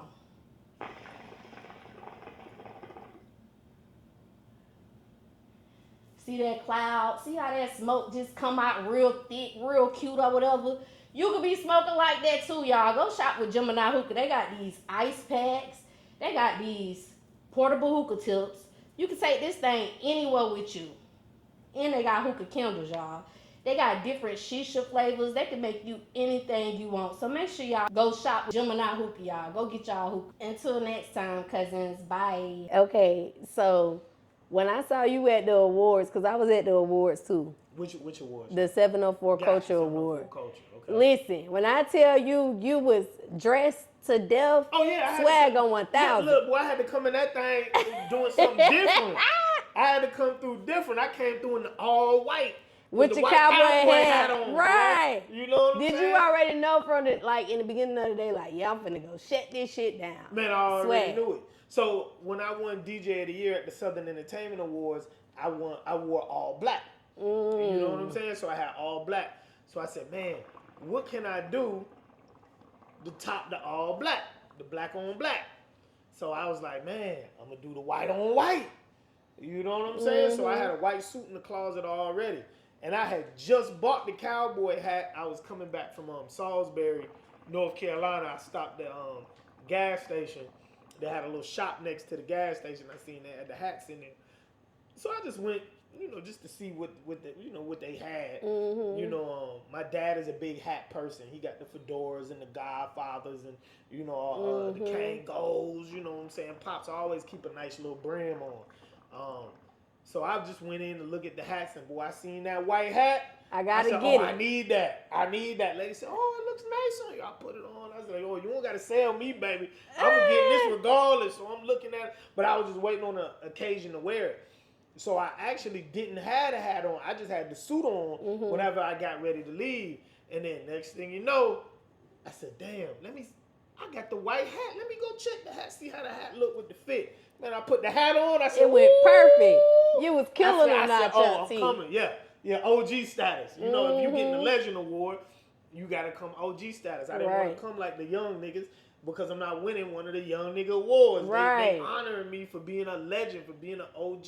So I just had to come with the OG swag on it. Okay, now you got a video on one of your posts and you got on a black cowboy hat playing the country music. Do you like country music? That's your vibe too? I don't really quote unquote like country music, but I don't dislike it. But we are in a wave right now where a lot of black country artists are starting to get that shine. We got the Shaboozys and the Tanner Adele's. You know, back in my day, all we had was Aaron Neville. You know what I'm saying? And then being from Charleston, we had Darius Rucker, who was part of Hootie and the Blowfish. Now that he's not a part of the rock band Hootie and the Blowfish, he does country music. You know, it's always been around. And as a DJ, you have to adapt. You have to pay attention to the crowds. Like I said, being here in the South, country music is something that you always have in your repertoire. You know what I'm saying? But as of recently, like I said, Beyonce, she brought a lot of black country artists to the forefront whenever she did her last album. Yeah. So Shaboozy, he got the song Tipsy, you know, which is a remake of Jaquan Tipsy. But he had a country version, and that hit #1 on Billboard. Oh, I'm gonna have to listen to that. Yo, you ain't never heard that? Oh man, you gonna love it. He a black dude. He got the wicks. He got dreads. Okay, Shaboozy. #1 country song, #1 pop song, #1 urban song. He topped the charts. He #1 on the actual Hot 100 charts. You know what I'm saying? Billboard Top 40. He hit #1. You know what I'm saying? A black country artist. Okay. Yeah, his name is Shaboozy. He got a song called Tipsy. But yeah, you know, we gotta support him. You know, everybody keep talking about, oh, y'all want to ride the wave now, and oh, y'all dick ride and this stuff. No. We gotta support our black artists. Yeah, especially if they got dope music. Exactly. No, we gotta support them. That's something that I hate in music. Like, you know, everybody screams how nobody supports this, nobody supports that, but then the minute you start supporting, now all of a sudden they call you a dick rider. Right. You know what I'm saying? So it's like, damn, what is it? You know what I'm saying? And that's what makes a lot of people not want to support independent artists or local artists or artists from different genres. You know, they always be like, oh man, you know, niggas dick riding. So you call a nigga a dick rider, he definitely not about to fuck with it. Right. So you know, don't turn people off. You know, some people are a little later than others. Some people, we just ain't heard it, but when we hear it, it's like, oh, this shit go hard. Yeah, this shit exactly. You know, so I have a bone to pick with a lot of people who do that. Because at the end of the day, I don't care whether you was a Chuck T fan from 2003 and used to buy all my mixtapes, or if you just got on to me because you heard me DJing in clubs, or you heard me on a podcast saying some real shit. I appreciate everybody. It don't matter if you got on early, you got on late, you got on in the middle, just as long as you on. You know what I'm saying? No such thing as dick riders, only supporters over here. Okay, so you also have the Who's Buzzing Live. Yep. And that's mic drop for the artists. Like, can you tell the Cuzns a little bit about that and what you do when it comes to that? So we're in a content-driven industry right now. Everything is content. You gotta create content. And when I talk to artists always talk about how hard it is to create content, what kind of content, you know, should they create, you know, what's meaningful content, what's not meaningful content. So because I actually study this stuff, because I've never had a problem creating content, you know, I sat back and I analyzed the game and I said, okay, what are we missing here in Charlotte that a lot of these other markets have? And it's outlets, I should say, for artists to create positive and meaningful content. And so I fucked around and, you know, I thought that the mic drop stuff, you know what I'm saying, was going to be dead by now. I thought that, you know, the mic hanging from the sky, you know, was going to be dead by now. But it has actually picked up because so many different artists need content. You just got to separate yourself from everybody else. So being that we are here in Charlotte, I was looking for a spot to do the mic drop stuff at. And man, that's when I stumbled upon the Wavy Vision wall with the Hornet on it. And I said, man, that would be an amazing spot to do a mic drop performance in front of. And then, I got in contact with the person who actually posted the video of the guy painting the wall. And she told me where the wall was at. And then I hit up, I said, hey, I'm trying to get in contact with the artist just to make sure that, he cool with me, doing these live performances in front of the wall. But she was like, oh man, he gonna love it. He need the exposure. So I Was did. it the Asian guy? Yeah, he's an Asian guy. Yeah. Okay. So yeah. He his name is Wavy Vision. So I did 2 mic drop performances in front of there. I tagged him in it. He shared them. He hit me up, man, I appreciate you, thank you, this, that, and the other. And then he hit me back and said, yo, I got an artist who raps as well. What we got to do to get him up? And boom, it's just gone from there. How you found out who owned the wall? Well, first off, his tag is on the wall. But I was scrolling on social media, and one of my Facebook friends was actually out there as he was painting it, and she was recording him. So I'm like, okay, all right. Not only is she probably plugged in with bruh, you know what I'm saying? But I know she cool as hell, so he gotta be cool as hell. So 9 times out of 10, he gonna let me film in front of the wall. You know what I'm saying? But yeah, saw it on the internet. Okay, now when it comes to who's buzzing, is it certain qualities or anything in particular that you look for in order for them to come there and do the drop mic drop? You gotta have a buzz, or you gotta have something hot. I don't want this to be just a platform where anybody can get on and say anything and spit anything. Like, I'm not in it for the money right now. Right. Right now I'm in it to help artists, and the money is second. You know what I'm saying? The money is cool. Of course I need to be compensated for my time, but the money is not the main focus. Helping artists who are buzzing have another avenue to put their music out there, get their music out there, is the main goal, or finding an artist who got a hot song. They necessarily don't have to have a huge buzz, but if you got a hot song, I can fuck with you. So I'm in my quality control era right now.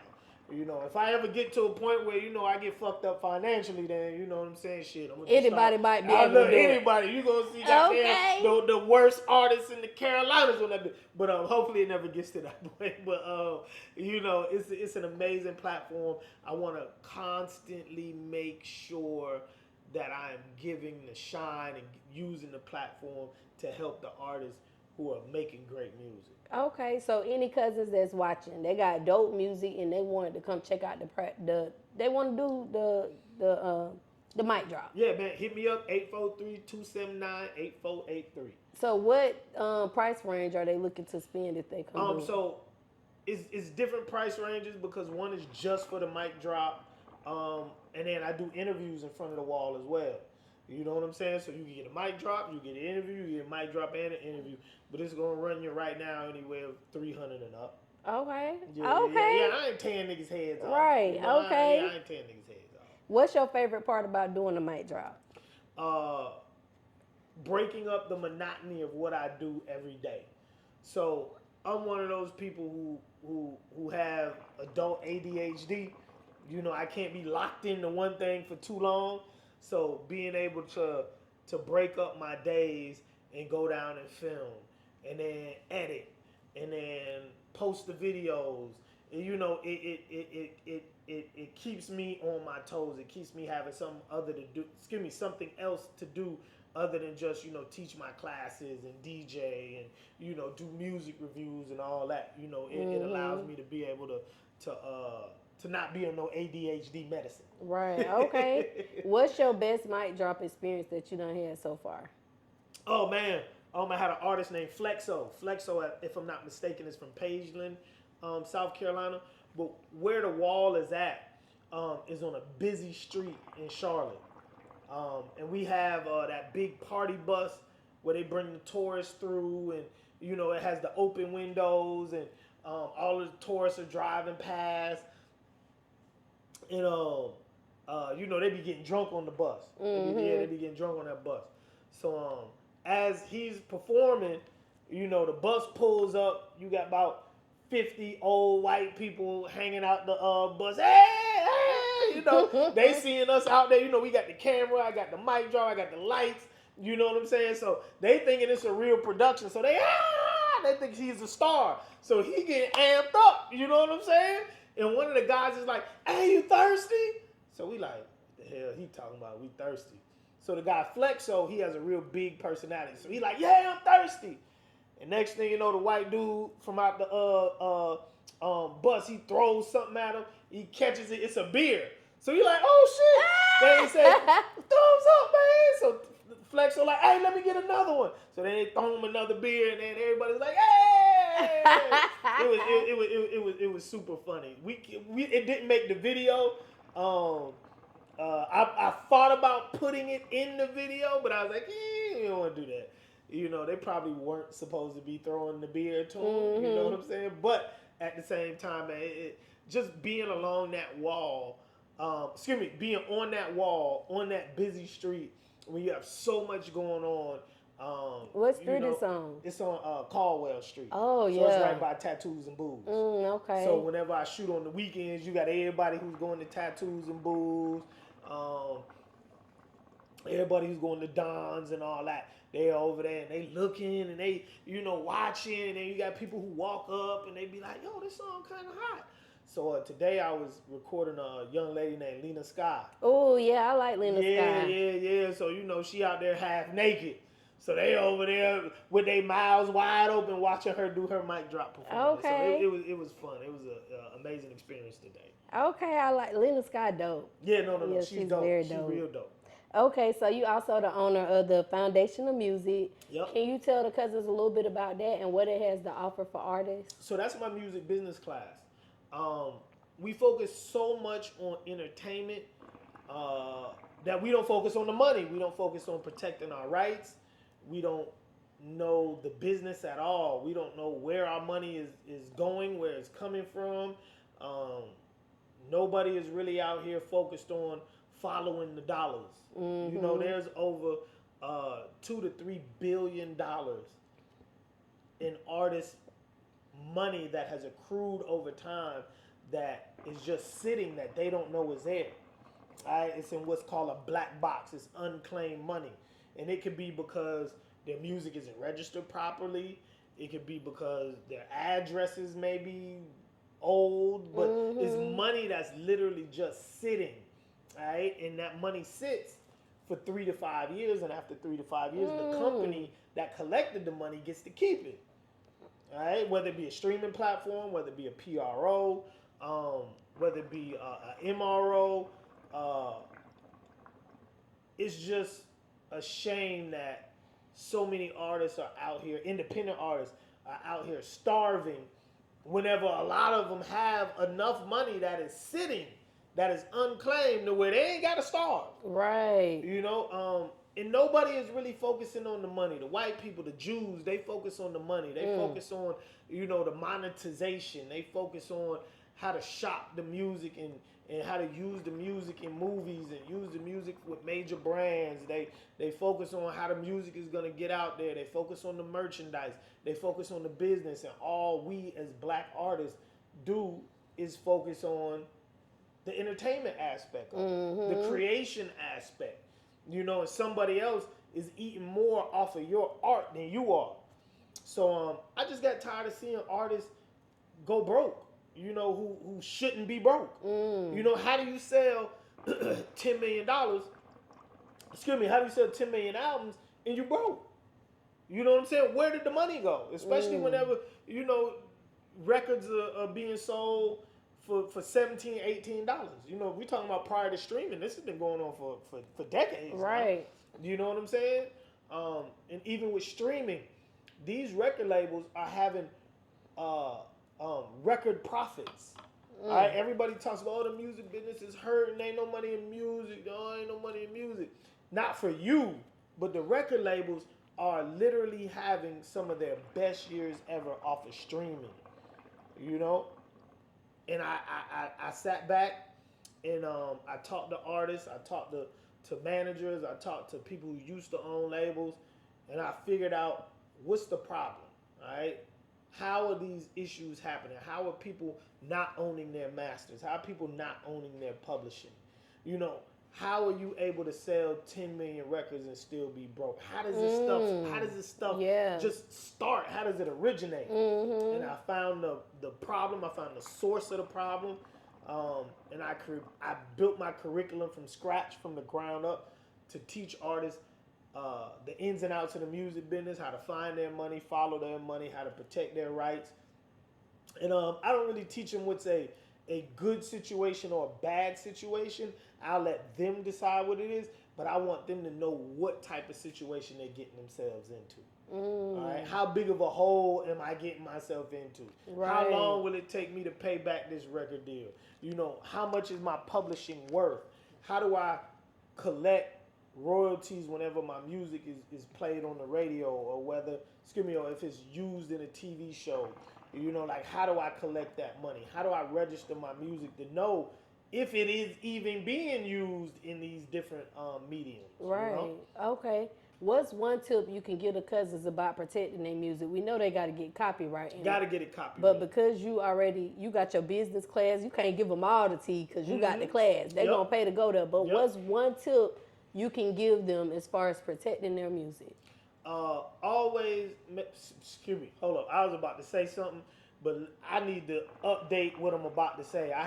When people ask me that, I always say something that's pretty basic, but nowadays, the game has changed. So one thing I'll say, I'm going to look in the camera and say it.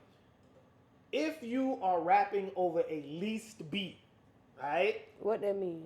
A beat that they don't own. Right? Okay. If you are rapping over a leased beat, if you are rapping and you have leased the beat, right? That beat should never make your album. That beat should never be pushed as a single.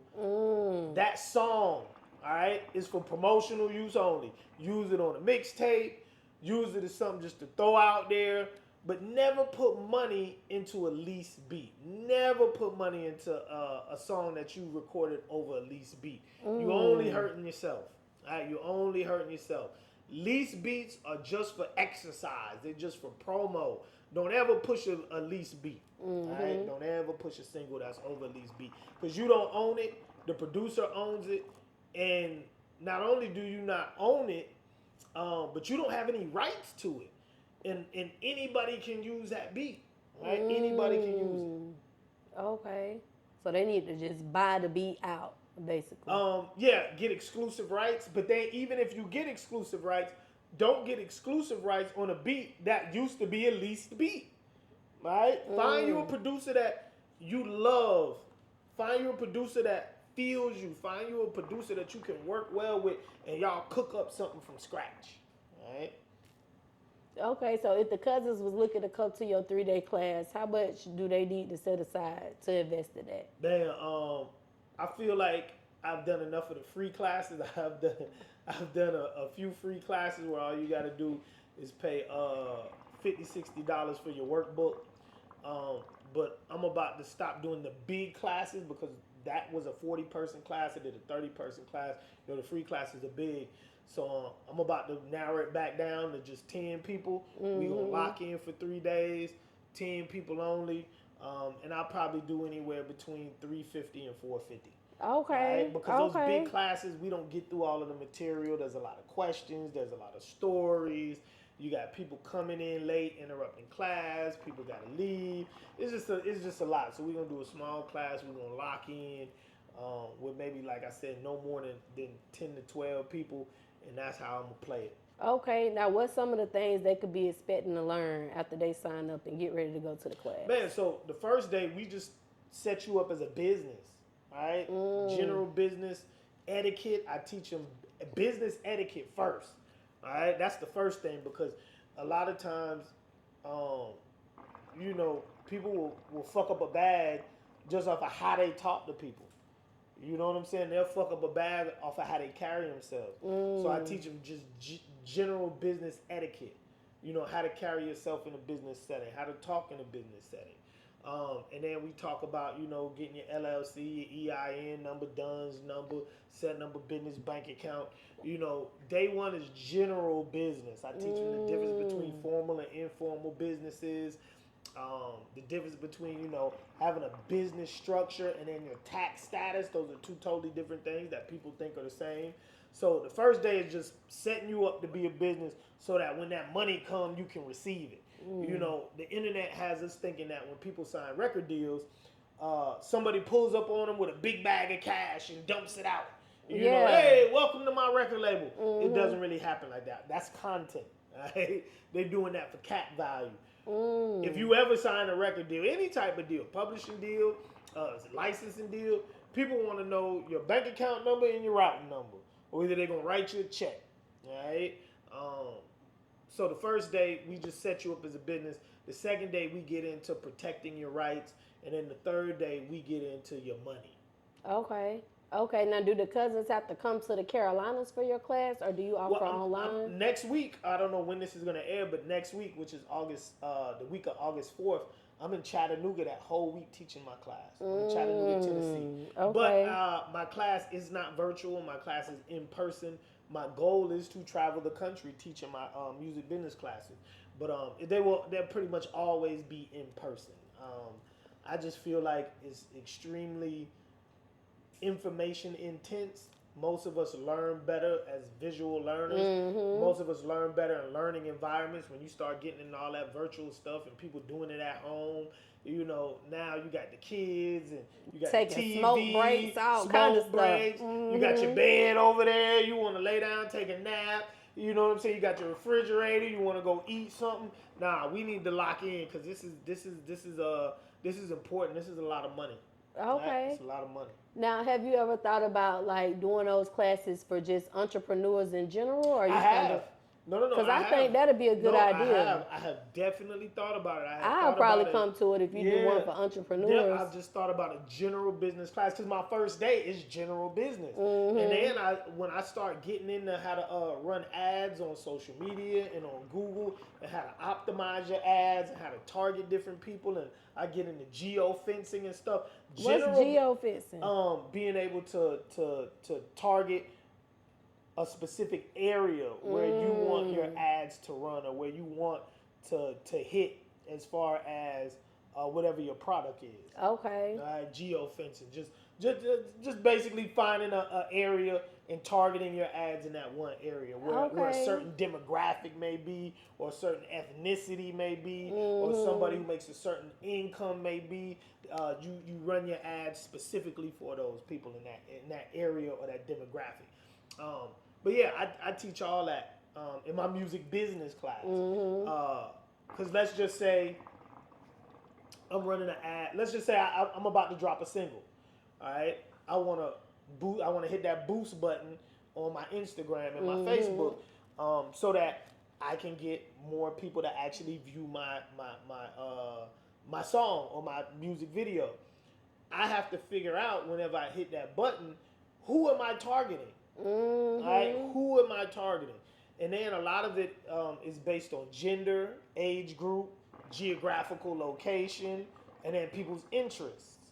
You know, so the other day I ran an ad in Chattanooga for my music business class, and when they got the interest, the first thing I did, I'm giving them free game. All right, the first thing I did is I said, okay, I know my main demographic is gonna be men. All right, between the ages of 21 and 35. Why men? Because for the most part, rappers are men. Oh, if you just look at the rap game in general, it's men. I did turn around and I ran an ad for both genders, for male and female. But that was an ad that sort of was a little bit more lighthearted. I was talking. It was a video. I was really, really in there. I was smiling in the ad, because it appeals to women. But that particular ad was just a still flyer. I was on there. I did have a suit on, but I wasn't smiling in the picture. I just said, men gonna rock with this. Okay. Right? So I targeted the men, targeted there. But then I went on the Shade Room. I went on Charlotte. I went on Baller Alert. I went on Say Cheese. And I saw which artists were trending, all right, what events were trending. Who was up there, as far as the big artists were, that were going to have people's attention. And I went into the interests, and then I put those artists in for my interest. So that way, anytime somebody, because, let's just say Boosie is on Vlad TV that week and he talking crazy. All right, I know Boosie is on Vlad. So when I go to my interests, I'm gonna make sure I have Boosie in my interest. So anybody who searches Boosie, anybody who's watching Boosie, my ad is gonna pop up. Ooh, you just taught me something, Chuck T. Yeah. Okay. Yep. So and then naturally I targeted in chat. I targeted my ads in Chattanooga and in Atlanta because Atlanta is about an hour and 45 minutes away from Chattanooga. So I didn't let Instagram just run my ads because they'll put your ad. Somebody in California may see that ad. Somebody here in Charlotte may see that ad. They're not driving 6 hours to Chattanooga. They're not flying 4.5 hours to Chattanooga. Right. I need my ads to show right here in Chattanooga. You know what I'm saying? Within a 20, 30 mile radius because people will drive 45 minutes. Okay. Now let's talk a little bit about content because like when I was doing my background research on you, like when it comes to your content, you're constantly posting. You post at minimum 3 posts a day. That's the minimum I done seen. Like, can you talk to the cousins about how important it is to be consistent with posting content in today's time? So my social media pages, because I'm shadow banned on damn near every platform, is my resume. So I don't care how many views I get. I don't care how many likes I get or how many shares I get. It's my resume. So if somebody doesn't know Chuck T, I meet him out in the street, I meet him at a club, I bump into him somewhere, and I tell him who I am. Typically, the first thing people do is say, oh, what's your Instagram? What's your IG? You got an IG? What's your IG? So yeah, I got an IG at DJ Chuck T on all platforms. Boom. So you go to at DJ Chuck T on whatever platform it is, and now you trying to do your research. You trying to figure out who exactly I am. The first thing you're going to do is start watching the videos. You're going to see them flyers. You're going to goddamn see, oh shit, bro, working. You know what I'm saying? So it's my resume, and that's why I tell a lot of artists, don't focus on the likes. Don't focus on the views. They'll come. All right? If you don't have no content on your page, nobody's going to take you serious. Right. All right? Yes, and this is a cheat code for people who want a record deal. Record labels don't really pay too much attention to likes and followers. All right? Not really too much. All right? They pay attention to your monthly listeners.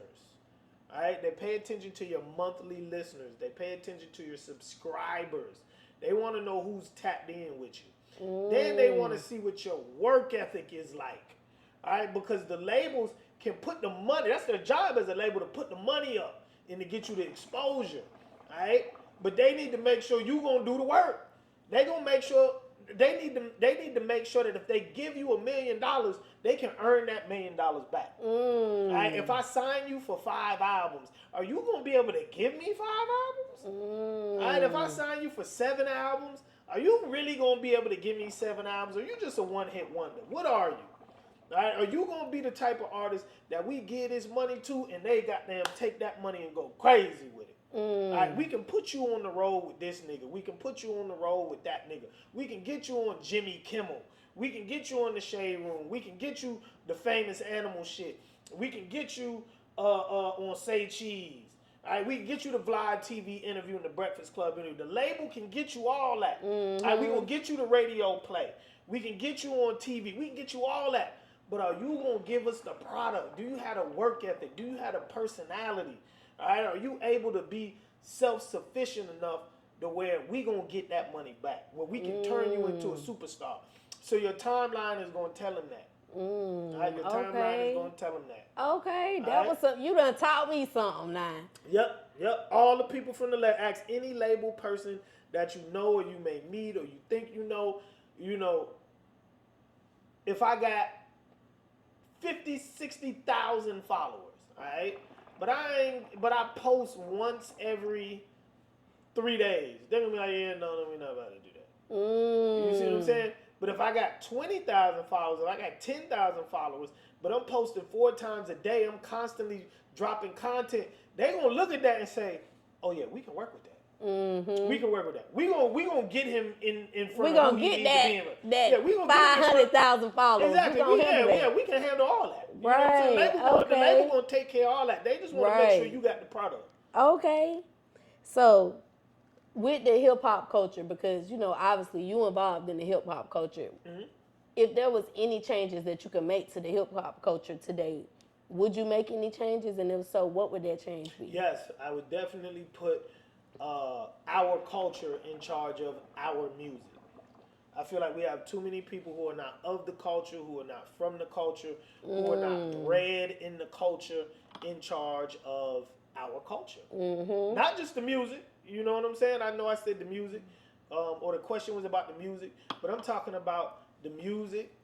I'm talking about the art, as far as the artwork, as far as paintings and fashion,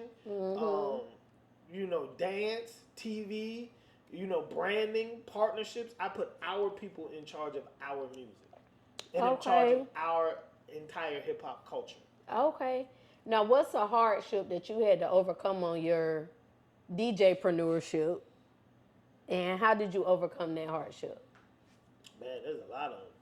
Well, just give us one. Whew. Look, I know I make it look easy. I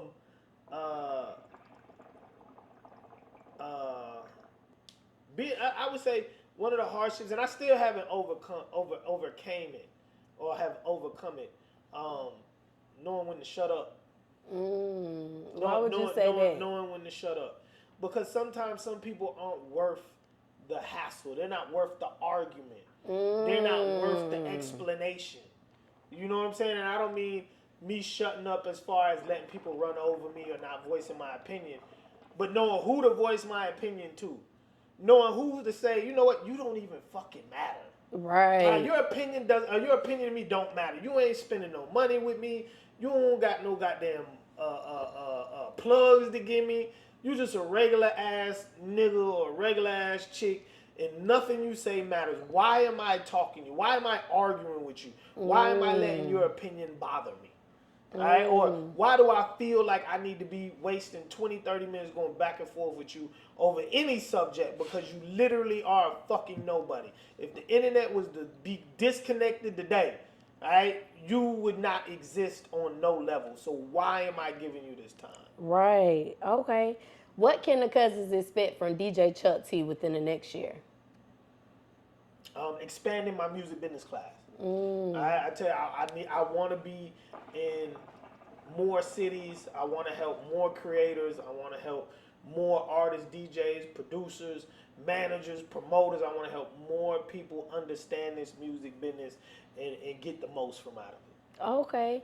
Now, with you dealing with a lot of artists and they coming to you for advice, what would you say makes them connect with you? What makes them want to connect with you? Because they know they're going to get the truth. They know they're going to get the truth. It may not be what they want to hear, but at least they know that they're going to get the truth. So a lot of them fuck with me because of that. Okay. Now, this question, I ask every single guest this question. What's one thing that you want the world to know about you? It's a hard question because I'm already an open book. Ain't really much that people don't know about me. You know what I'm saying? I'm like an open book. If you follow me on social media, I'm not one of those people who, hides a lot of things.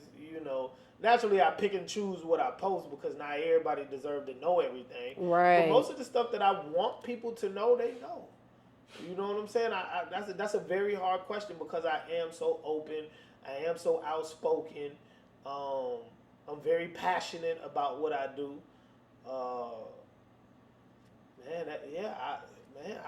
That's a hard question because I put it all out. If I want niggas to know it, I put it out there. Right. So most of the time, if you just look, you will find whatever you want to know about me, or whatever I want you to know about me. Okay. That's a hard question because I can't think of anything that I'm hiding. Okay. You know? So we're going to do a word of advice. I always do a word of advice before we get up out of here. With you having over 20 plus years of experience, what advice can you give the Cousins when it comes to, let's say they in the beginning stages of their DJ career?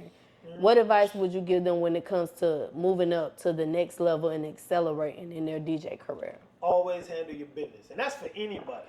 Business first. All right, business first. Business first. It's hard to go back and correct bad business. Right? It's hard to go back and correct bad business.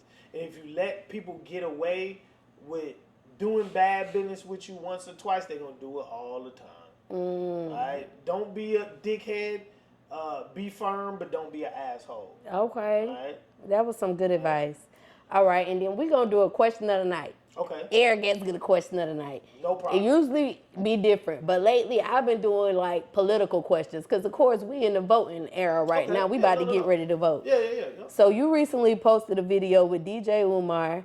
I'm sorry, Dr. Umar. My bad, Dr. Umar. I fuck with you. I did not mean to say you DJ. 100 lashes. Right. No, don't give me no lashes, Dr. Umar. So on Dr. Umar post that you posted, he said he was going to the Democratic National Convention because it's gonna be a circus and he can't wait to laugh at that shit. And then the caption said, Dr. Umar says Kamala is not for the black people. So this is gonna be actually a two-part question for you. What do you think about the performances that just occurred at the National Democratic Convention? Like they had Megan Stallion. It was just a rally, but the convention is coming up, and that's okay. So this was a rally.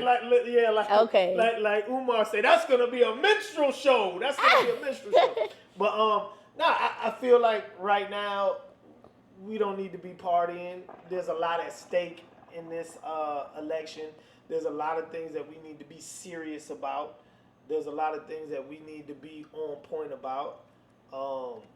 The parties, twerking. the twerking, all of that is a distraction. All right? I need to know what you gonna do. What you about to do for us, right? I need to know, and that goes for Kamala and that goes for Donald Trump. What you gonna do for us, right? You know what I'm saying? What's in it for us as black people, as a community, not just for the niggas in the streets? Because the first thing they gonna say is, "Oh, we gonna let niggas out of jail." What about people like me who not a convicted felon? That's a good point. Yeah. That's the first thing they do is, "Oh, we gonna let niggas out of jail." What the fuck they gotta do with me? Right. Yeah. You know what I'm saying? I'm still a black man in America, and I need something. And they ain't going to jail. And I don't plan on going exactly. Right. So what you gonna do for me? And when you reduce sentences and stuff, that lets Asian people who locked up out, that let white people who locked up out, that let Hispanics that's a who good locked up out, point. all them get let out. What you doing for the black community? Are you gonna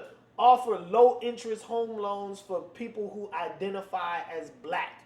You know what I'm saying? What about free community college for people who identify as black or have black roots or black heritage? People who can trace their ancestors back to slavery.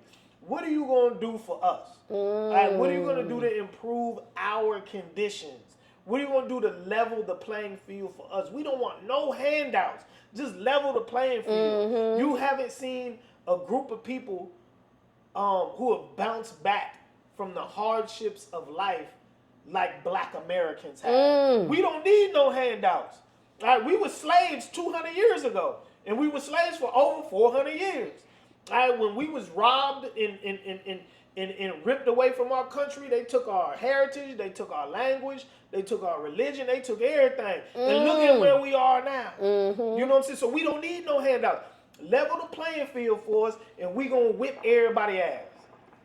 You see what I'm saying? So what are you gonna do to level the playing field for black people in America? Trump ain't said what he gonna do. Kamala ain't said what she gonna do. So in my opinion, I am holding my vote for the presidential election. I will only fill out the local and state portion of my ballot until Kamala or Donald Trump says what they are going to do specifically to strengthen the black community. Oh, okay. Specifically, yeah. I'm holding my vote. You got to think, last election, 2020 election, Donald Trump had something that he came out with called the Platinum Plan for Black America. It was a plan that he had that he said he was going to put in place to help specifically black Americans if he got elected. Joe Biden and Kamala Harris saw that, got shook, and they said, we're going to come out with the Lift Every Voice and Sing plan. Oh, right? and it was supposed to be the same thing. It is a plan specifically to strengthen black America. Both of them had those plans, all right? Donald Trump lost the election, so naturally his plan can never get enacted because he was never president. All right? Joe Biden, Kamala Harris get in office. Here we are 4 years later. We have heard nothing about the Lift Every Voice. What is the Lift Every Voice? We done made a song about this shit. We need to see something. Where is the plan? Right. Where is the things that you were supposed to do for us? So when people start talking about something, oh, Kamala better than Trump, I'm going to vote for Kamala. She made a whole motherfucking promise over there with Joe Biden when they got elected that they was going to do something for black people. And 4 years later, they ain't did the shit. They ain't did shit, but they did something for the Asians, though. They gave them a whole lot. They do it for the Asians, the gays, and everything. And that's fine. Do shit for them because they're Americans as well. Right. But what about the people who built this country for free? For free for 400 years, this whole there wouldn't be none of this shit for none of them people to come over here and take advantage of and escape from the ills and the hardships and in the genocide in their own countries if it wasn't for black Americans. Y'all would still be wherever y'all at right now, getting raped, getting beat up, getting bombed, getting goddamn taken advantage of by the cartel and by terrorists. Right. What about all the blisters our grandmas and great grandmas got for picking that cotton? Exactly. You know, so without us, y'all wouldn't have none of this shit. So cool. We want y'all to take advantage of it.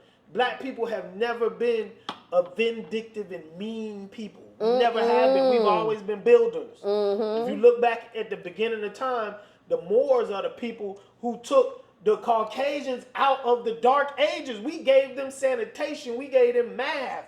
We gave them clothing, real clothing, the silks, and all of the different colorful clothings and all that. Them niggas was in fucking caves, and the Moors came and brought them out of the Dark Ages. All right? So my thing is, where our shit at? Right. What's in it for us? Kamala, and some people are going to say, okay, Kamala Harris, she's just the VP. She couldn't make Joe Biden do anything with the Lift Every Voice and Sing plan. Granted, you're right. Most of the time, the VP do be in the background. But now she's running for president. Right. Where's the plan? She ain't even trying to bring the motherfucker back. She said specifically, I don't have a plan specifically for black people. Exactly. She ain't even running the shit back. She could have said, hey, look, so I couldn't make Joe Biden do anything with the Lift Every Voice and But I'm about to do it now. But I'm about to do it now. Right. And then Trump has not said, okay, second time around, that platinum plan for black America is still on the table. Put me in office, I got you. Right. So neither one of them have provided me with any reason to vote for them. Right. Okay. That's how I feel. I said I don't even think I'm voting for presidents this year. But I am voting for local people because local shit really matter when it comes to where you live at and what you got going on. No, by far, because you got to think, we send our senators and we send our House of Representative members to Washington to make these laws and write these bills, you know, that get sent to the president to either veto or sign. Right. So to be honest with you, on a local level, it's really more important because the president, they don't write bills and they don't do all that other stuff. You know, they'll get other senators to do it and other congressmen to do it. But for the most part, if you get the congressman, you get your local congressman, you get your local senators and your House of Representative members to write these bills, you know, they're the ones that can push that shit through. So the second question, which I feel like Cuzn, I don't even need to ask the second question because he already done basically answered it. Okay. The second question was, do you think Camilla, what she's doing for the black people in general? And you kind of just basically she's doing nothing. Done answer that. She's doing nothing. And my thing is, you know, if I'm gonna vote for anybody, I don't give a fuck. You black, white, Hispanic, green, yellow, whatever. Right? If you gonna do something for black people specifically, you have my vote. You got my vote, right? I don't care what color you is. And then, she's black and she's a woman. I'm gonna vote for no. Fuck all that, man. God damn, why y'all niggas gotta be so goddamn ignorant? The one thing I like about Camilla is that weed, but that's a general thing, like, cause I love weed, not Chuck T. But What is you doing for the black people? Like you said, I definitely agree with that. And even with weed, it's mainly the white. They locked all the black people up for selling weed, and the white people own the weed companies that's out here making millions, billions of dollars off of the weed industry. But all our people in the jail. In the jail for selling pounds. For selling pounds. That y'all doing legally. Exactly. So before we get up out of here, Chuck T, let the cousins know where they can find you at. At DJ Chuck T on everything. Facebook, Instagram, TikTok, Google, because your Google Twitter came up when I Googled you. Yeah, no. It do. You know, I make sure that I stay Googleable. Because I'm from the era where people say, Google me, motherfucker, Google me. Right. So a lot of times people would say that and you Google them and nothing come up. So I used to want to be the nigga that say, Google me, nigga, and then boom, you got 18 pages. Right. You got 28 pages full of Chuck T shit. So I make sure that all of my stuff does touch Google. But 843-279-8483. All right, that is my number. Hit me. I'm like Mike Jones. Remember he had 832. So what he say? What was goddamn? All Mike I Jones remember, number? Mike Jones. 8004. Fuck all that. I say my shit so much I done forgot his. I used to know his by heart. 843-279-8483. All right, 843-279-8483. Okay. All right. And y'all already know who I am. 832-330-8004. That was Mike Jones. Mike Jones. That was Okay. Mike Jones. But we going to hit Chuck T, y'all. Say that number one more time. 843-279-8483. Okay. Y'all know who I am. It's your girl, Goddess 7. Y'all catch me right here every week. Until next time, cousins. Bye. It's the most powerful man in Carolina music, DJ Chuck T. And I just finished my interview on Cuzn T's podcast. And man, it was an amazing experience. It was an amazing experience. I love the vibe. I love the actual feel of the whole entire interview. She ain't come with no bullshit. She came with the tough questions, the easy questions. She came with the questions that really, really, really were intriguing. It made me think about my answers, and that's what I look for in a podcast, man. We ain't do none of that gossip shit. She ain't asked me nothing like DJ Blige trying to incriminate me in no crimes from 20 years ago, man. She asked the real question, man. Y'all check it out. Check out this interview, too. But y'all check it out if you were influenced